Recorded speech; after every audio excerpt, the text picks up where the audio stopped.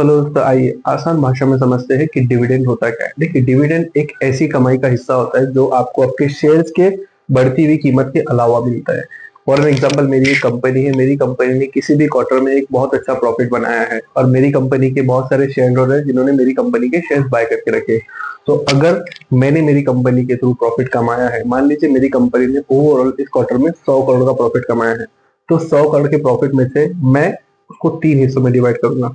सबसे पहला हिस्सा तो मैं अपने जेब में कुछ प्रॉफिट डालूंगा ताकि मुझे और मोटिवेशन मिले अपनी कंपनी को इसी तरह रन करने के लिए।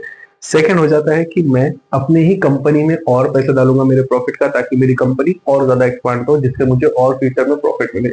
तीसरा हिस्सा जो होता है वो मैं डिविडेंड के तौर पर अनाउंस करूंगा। तो फॉर एग्जाम्पल 100 करोड़ में से अगर मैंने 40 करोड़ अपने प्रॉफिट के लिए रखा है, 40 करोड़ मैंने कंपनी में लगाया, तो जो 20 करोड़ बचा है वो मैं अपने शेयर होल्डर्स में बांट दूंगा। तो ये जो बांटने वाला पैसा है जो कि मैं अपने शेयर होल्डर को दे रहा हूँ, इसी को हम कहते हैं डिविडेंड।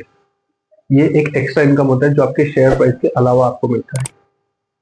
तो डिविडेंड की एक एक्स डेट होती है जिसके पहले अगर आपने शेयर्स बाय किए हैं तभी आप उस डिविडेंड के लिए एलिजिबल हो सकते हो। तो आई होप आपको डिविडेंड का कॉन्सेप्ट सिंपल भाषा में समझ में आया होगा।